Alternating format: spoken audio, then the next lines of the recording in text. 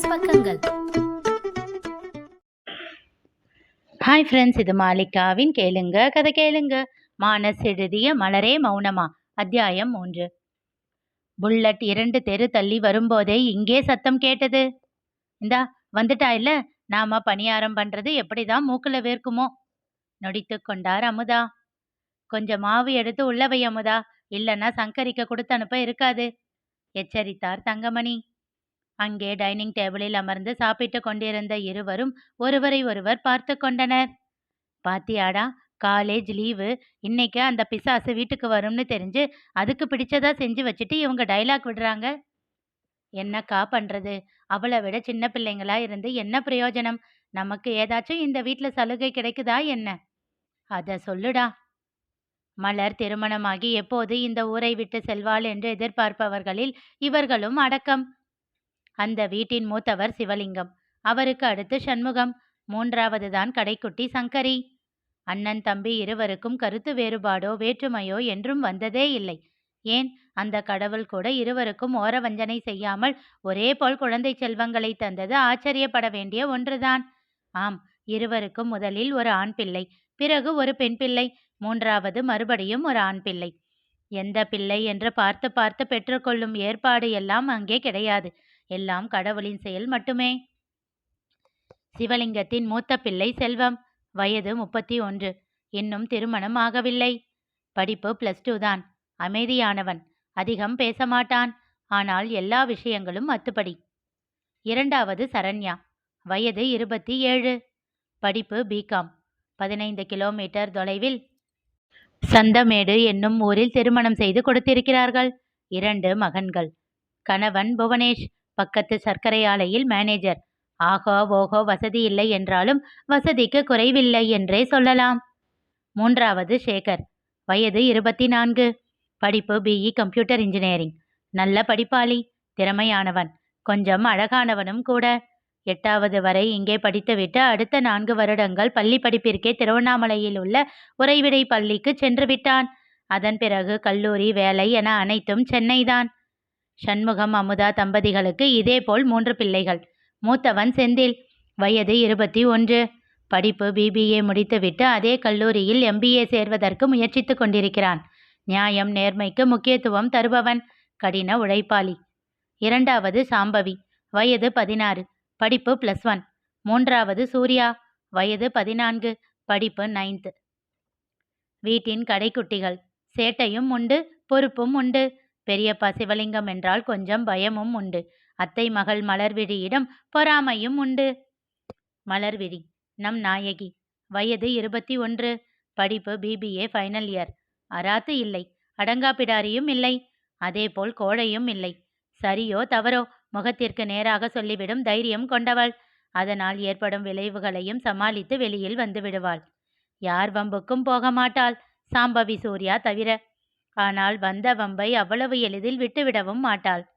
அவளுக்கு பிடித்த விஷயங்கள், செல்வத்திடம் உரிமையாக இருக்க பிடிக்கும், செந்திலிடம் சண்டையிட பிடிக்கும், சரண்யாவின் வீட்டில் நடக்கும் விஷயங்களை கேட்டு அறிந்து கொண்டு அதை அத்தைகளிடம் புரணி பேச பிடிக்கும், சாம்பவி மற்றும் சூர்யாவின் பொருட்களை அபகரித்து கொண்டு அவர்களை அழ வைக்க பிடிக்கும். இது எல்லாவற்றையும் விட அவளுக்கு மிகவும் பிடித்தது அவளுடைய சேகரத்தான். விவரம் அறியா சிறு வயதில், என்ன மலரு, எப்பவும் அத்தானுங்க கூடயே சுத்திக்கிட்டு இருக்கியே, இவங்க 2 பேர்ல யாரை கட்டிக்க போற, சேகரையா செந்திலையா என்று ஒருவர் கிண்டலாக கேட்டார். செந்திலின் தலையில் ஓங்கி ஒரு கொட்டு வைத்துவிட்டு, இவனையெல்லாம் யார் கட்டிப்பா, நான் சேகரத்தானை தான் கட்டிப்பேன் என்றாள் சட்டென்று. சிப்ப, நீயே கட்டிக்கிறேன்னு சொன்னாலும் நான் கட்டிக்க மாட்டேன் போடி என்றான் செந்தில். ஐயோ, இவரை அழைப்பாயுதே மாதவன், இவரை கட்டிக்கத்தான் பொண்ணுங்க கியூல நிக்கிறாங்க பாரு. இருவரும் சண்டையிட ஆரம்பித்து விட புன்னகையோடு பார்த்து கொண்டிருந்தான் சேகர். என்னடா சேகர், உனக்கு சம்மதமா? அவனோ வெட்கச் சிரிப்போடு ஓடிவிட்டான். அன்றிலிருந்து இது எழுதப்படாத நிச்சயம் போல் ஆகிவிட்டது. வீட்டிலும் எல்லோருக்கும் சம்மதம் என்பதால் எந்த பிரச்சனையும் இல்லை. பிரச்சனை இப்போது செல்வத்திடம்தான். அவனுக்கு மட்டும் சரியான இடம் அமையாமல் தள்ளி போய்கொண்டே இருக்கிறது. அந்த வீட்டிற்கு மலர் வந்து சேர்ந்தபோது தோட்டத்தில் நடந்து கொண்டிருந்த வேலைகள் இன்னும் துரிதமாக நடக்க ஆரம்பித்தன. வேலாயி அக்கா, இங்க வா, காஞ்ச சருகு மட்டும்தானே இதுல கூட்டி எடுத்து சேமிக்கணும், ஏன் இதுல பேப்பர் எல்லாம் போட்டிருக்கு? அதெல்லாம் எடுத்து இதுல இருந்து பொறுக்கி எடு.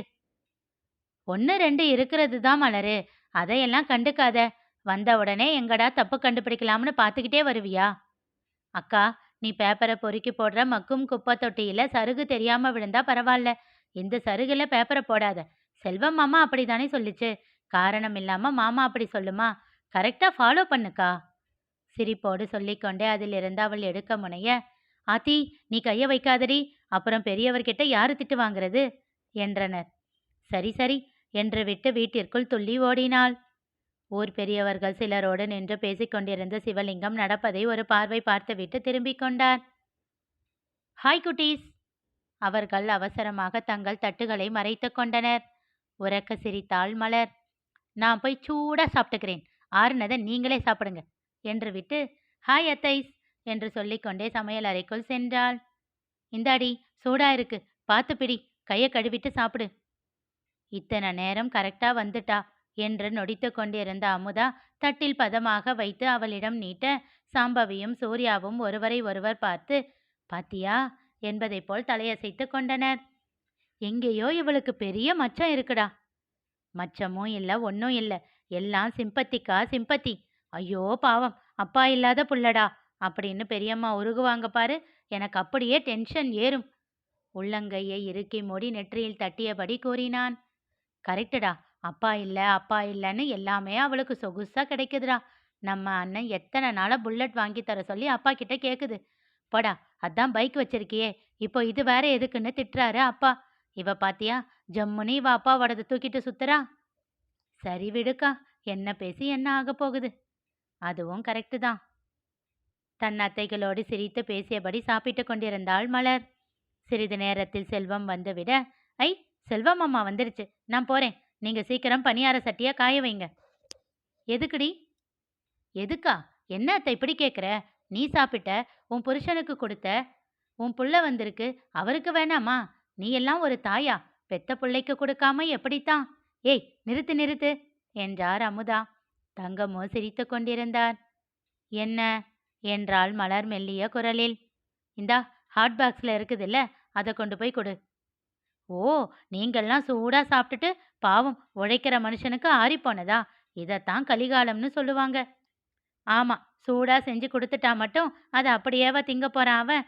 அது ஆறி அவளா போனதுக்கு அப்புறம் தான் சாப்பிட்டு முடிப்பான். அதுக்கு எப்படி இருந்தா என்ன? ரொம்ப பேசுற சின்ன தனி. எல்லாம் அவர் பொண்டாட்டி வர்ற வரைக்கும் தான். அவங்க வந்துட்டா இப்படி எல்லாம் மாமாவுக்கு ஓர வஞ்சனை பண்ண முடியாது, தெரியுமில்ல. வரட்டும், சட்டையிலிருந்து அப்படியே எடுத்து கூட அவனுக்கு ஊட்டி விடட்டும். யாரு வேணான்னு சொன்னா? எங்களால இது தாண்டி முடியும். தேவையில்லாம நேரத்தை வேஸ்ட் பண்ணிக்கிட்டு இருக்க முடியாது. என்னது, மாமாவுக்கு பணியாரம் சுடுறது டைம் வேஸ்டா? அமுதா, நீ சும்மா இரு.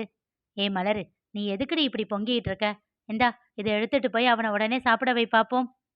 என்ன அத்தை, இந்த மலருக்கிட்டேயே சவாலா? அதுவும் என் செல்வம் மாமா நான் என்ன கேட்டாலும் செய்யும். திமிராக சொல்லிவிட்டு தங்கத்தின் கையில் இருந்த தட்டை வாங்கி கொண்டு போனாள். டே காசி, அந்த பெருமாள் கோயில் தெரு நடராஜன் இருக்கான்ல, 2 வாரமா பணம் தர மாட்டேங்கிறான். இன்னைக்கு சாயந்தரம் போறப்போ கொஞ்சம் மிரட்டி வாங்கிட்டு வா. சரிண்ணே. பே! சத்தமில்லாமல் பின்னால் சென்று செல்வத்தை பயமுறுத்த, அவனோ சாவகாசமாக திரும்பி ஒரு சிறு புன்னகையை சிந்திவிட்டு காசியிடம் நிறுத்தாமல் விவரங்கள் சொல்லிக் கொண்டிருந்தான். போமாமா, எப்படி நான் தான்னு கண்டுபிடிச்ச?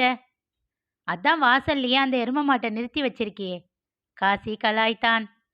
ஏய், விரல் நீட்டி அவள் மிரட்ட என்றான் செல்வம் அவளை முந்திக்கொண்டு. உன்னை என்னால கண்டுபிடிக்க முடியாதடா என்றான் அவளிடம் புன்னகைத்தபடி. அவள் பெருமையாக சிரித்தாள். சரி, நீ கிளம்புது காசி. சரியா 3 மணிக்கு வந்துடு, தாசில்தார் ஆபீஸ் போகணும்.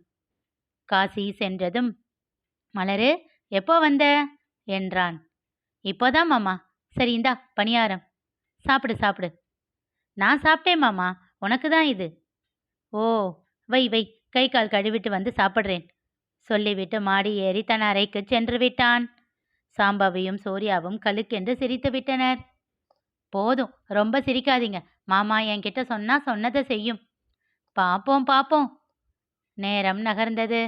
மெல்ல எட்டி எட்டி அவன் அறைக்கதவை பார்க்க ஆரம்பித்தாள் மலர். சூர்யா, உனக்கு மலரை பார்த்தா என்ன ஞாபகம் வருது? ஏட்டு ஏகாம்பரம் அம்மாவை பார்க்க போன அக்யூஸ்டுக்காக காத்துக்கிட்டு இருப்பாரே, அவரை மாதிரியே இருக்குக்கா. ஒருவேளை அவன மாதிரியே அண்ணனும் பால்கனி வழியா குதிச்சு போயிருக்குமோ? இருந்தாலும் இருக்கும். இருவரும் வயிற்றை பிடித்துக்கொண்டு விழுந்து விழுந்து சிரித்தார்கள். அங்கே அமர்ந்து கீரை ஆய்ந்து கொண்டிருந்த தங்கமும் அமுதாவும் கூட சிரித்தார்கள். அவமானம். மாமா என்று தலையில் அடித்து கொண்டாள் மலர்.